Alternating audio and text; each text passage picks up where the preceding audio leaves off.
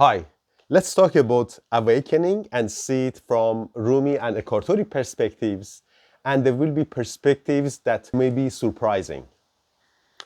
I start with the Rumi verses when he says, گر قضا پوشد سیه همچون شبت هم قضا دستت بگیرد عاقبت, which means that when the divine destiny make your day dark like night, the divine destiny is what will hold your hand and rescue you at last. So awakening is not about everything going perfectly in our lives.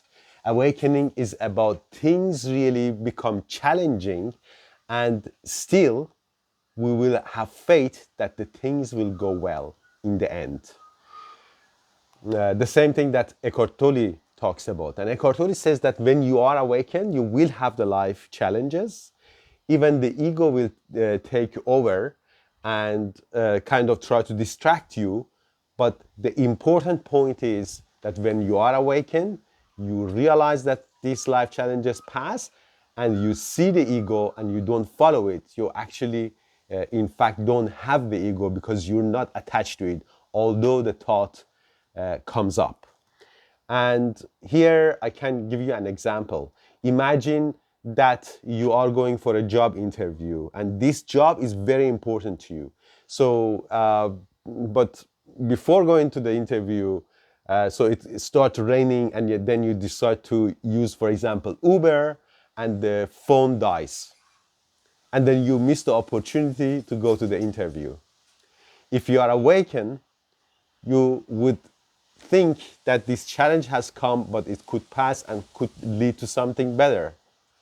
But in reality, a lot of people will think that, that the ego will come and take over and say that, oh, this is you, this is, your life, you're an unlucky person. But in the end, maybe not taking that job opens an opportunity to taking a job that is even better. Or maybe on your way to the cafe where you find a shelter, you find somebody who is going to be your future boss, a boss of a job that's going to be even a better opportunity. So when we are awakened, we know that the life challenges will pass and there may be a lesson in it and an opportunity to grow or having a better chance in life. In the next verse, Rumi says, ای بسا ظلمی که بینی از کسان خوی تو باشد در ایشان ای فلان. He says, when you see the evil in somebody else, you may realize that it is your own nature. Eckhart Tolle also says that we are in essence are the same.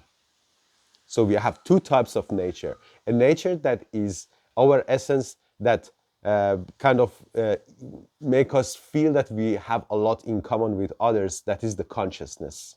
Also, we have something named ego that is also common, and people can get attached to that. And when two people with ego are interacting, it can create a lot of trouble.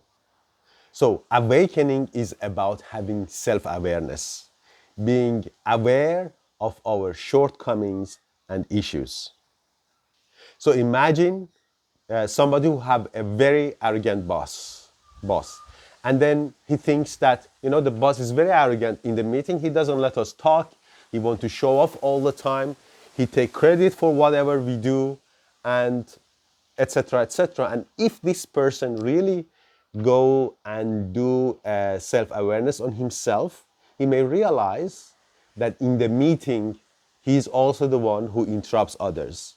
And he's also the one who doesn't credit others who contributed to his project. So sometimes we see the negative things in others when it really, really hurts us a lot deep, is because we have the same trait and we exhibit the same personality as the other person. So it's a good time to reflect, and awakening is giving us an ability to be able to self-reflect and have some self-awareness.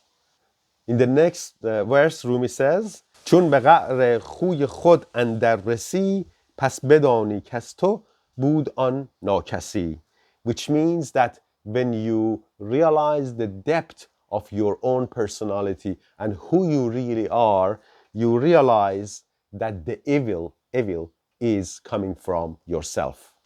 Eckhart Tolle also talks about the pain body and saying that we accumulated a lot of negative memories from the childhood that is the pain body, and sometimes when we interact with others they hurt our pain body and it causes us kind of separation from others.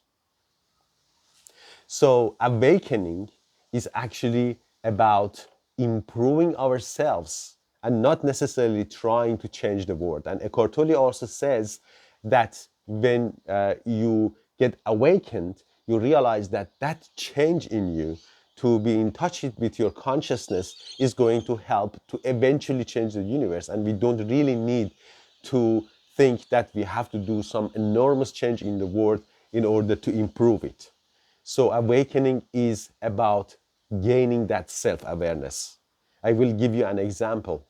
Imagine a person who goes from one relationship to another and he or she always blames the partner in the past relationship.